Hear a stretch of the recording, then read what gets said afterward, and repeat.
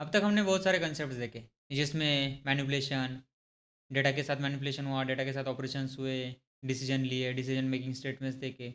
लेकिन अब तक जितने स्टेटमेंट देखे उनमें से हमने कोई ऐसा स्टेटमेंट नहीं देखा कि जो रिपीटेडली एक्शन करता रहता हो। अगर हमें कोई काम रिपीटेडली करना पड़ रहा है, सपोज मुझे नंबर प्रिंट करने 1 से लेकर 100 तक, print for I in range of 1 से स्टार्ट करो, 101 तक जाओ।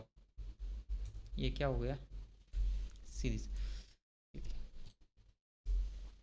For I in range of 1,101 print I. Print function में मैं आई की वैल्यू प्रिंट कर दूंगा। Let's see the output. सबसे पहले मैं इसे क्लियर कर दूंगा। ये हो गया clear.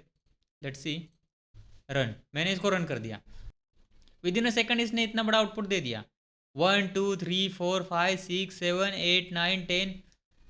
Last number, where is our last number? That is 100।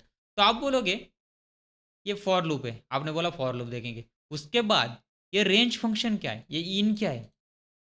और एक लूप है। उसके बाद ये वेरिएबल है जिसके अंदर हर इटरेशन की वैल्यू सेव होती है।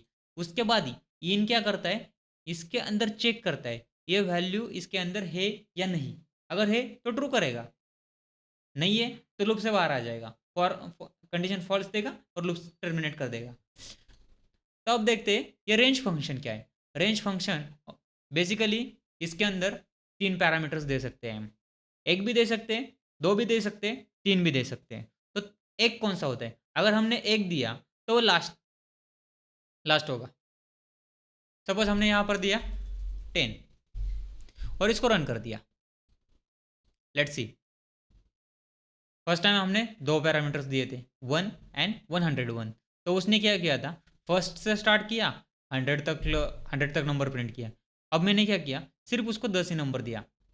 तो उसने क्या किया, मुझे 10 नंबर रिटर्न करके दिए। लेकिन स्टार्ट कहाँ से किया? 0 से। मैंने पहले ही बताया था इंडेक्स का स्टार्टिंग होता है 0 से। तो रेंज फंक्शन ने भी वही किया। रेंज फंक्शन के अंदर 3 पैरामीटर्स होते हैं। उसके अंदर डिफॉल्ट वैल्यू होती है। First one starting point, initial point, जहाँ से एग्जीक्यूशन स्टार्ट, जहाँ से काउंटिंग स्टार्ट होगा। सेकंड कंडीशन चेक्स होते हैं। थर्ड इंक्रीमेंट और डिक्रीमेंट। जैसे कि सपोज मुझे वैल्यूज चाहिए 5 से लेकर लास्ट तक, मुझे जाना है 20 तक, और मुझे वैल्यू 1 से इंक्रीमेंट करनी है। 5 के बाद मुझे 6 चाहिए, देन 7, देन 8, देन 9। तो 5 to 19 तक यहाँ पर आउटपुट आ जाएगा। Let's see this one. 5 6 7 8 9 10 till 19।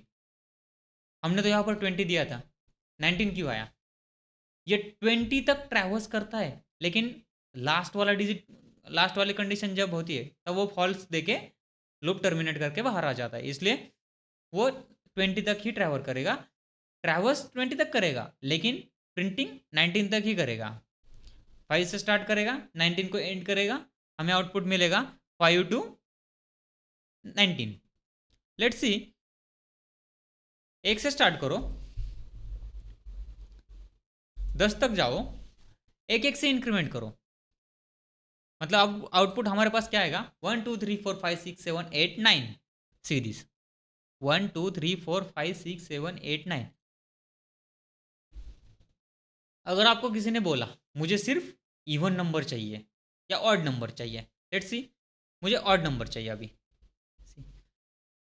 आपको पता है 1 + 2 3, 3 + 2 5, 5 + 2 7, 1 3 5 7 दीज आर ऑड नंबर्स। मैं उसको स्टेप्स को एक की जगह दो कर दूंगा। Simple. Run run Python file. C 1 3 5 7 9। Okay, ये आ गए। मुझे सिर्फ इवन नंबर चाहिए, इसको सिर्फ 0 से स्टार्ट करो। See this 2 4 6 8। मुझे 10 भी चाहिए। I want 10 number also, then just reply 10 to 11। See this 0 2 4 6 8 10। 10 भी आ गया। आई थिंक रेंज फंक्शंस आपको क्लियर हो चुका होगा। रेंज फंक्शन ज़्यादा कुछ नहीं, रेंज फंक्शन एक मेथड है जिसके अंदर 3 पैरामीटर पास होते हैं। फर्स्ट वन वाला होता है स्टार्टिंग पॉइंट, सेकंड वाला होता है एंड पॉइंट, थर्ड वन वाला होता है इंक्रीमेंट और डिक्रीमेंट। मतलब फर्स्ट में हमने 1 पास कर दिया, सेकंड में हमने 50 पास कर दिया और थर्ड में हमने 5 पास कर दिया।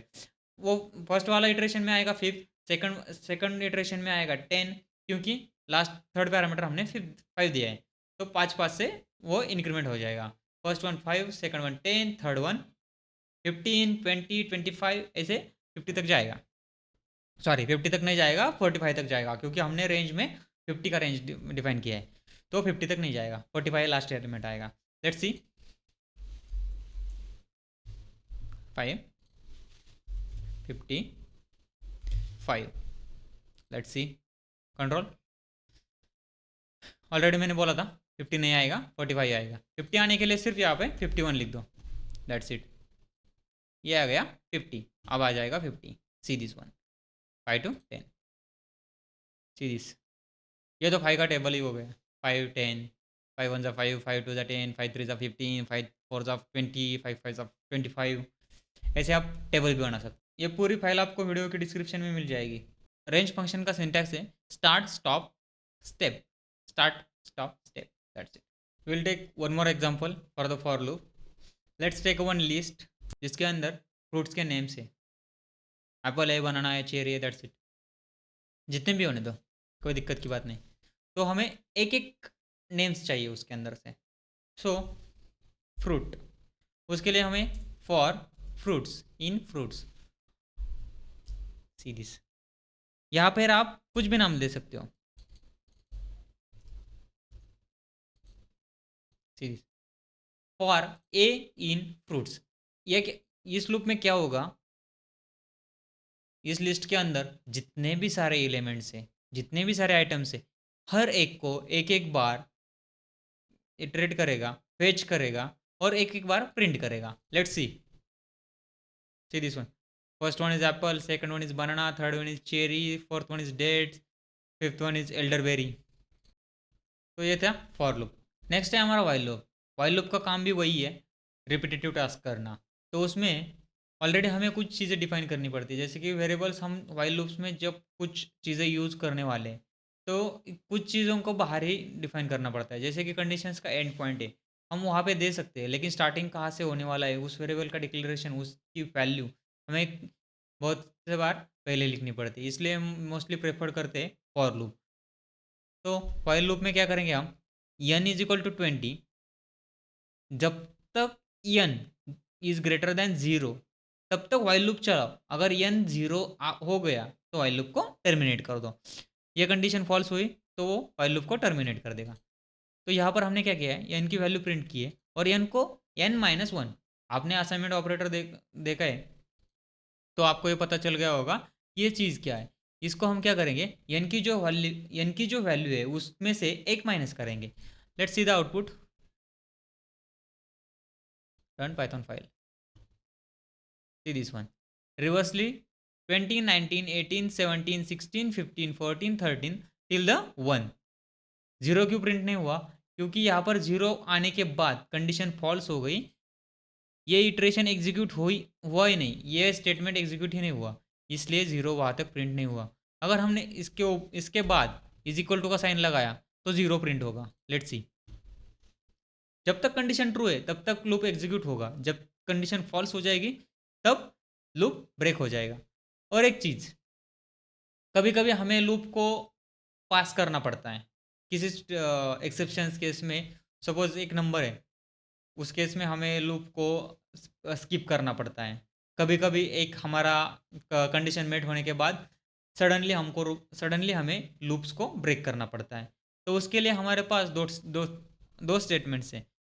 लेट्स सी, इसी लूप में देखेंगे हम। जस्ट इमेजिन, इसमें हम लिखेंगे if n is equal to 5, then continue.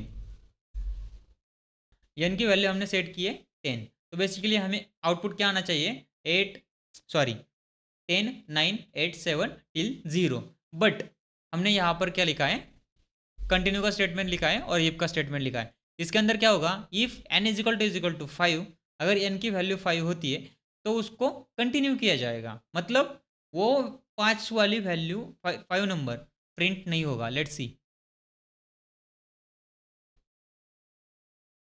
पूरे नंबर्स प्रिंट हो जाएंगे लेकिन 6 आफ्टर द 6 डायरेक्टली 4, 5 मिसिंग है।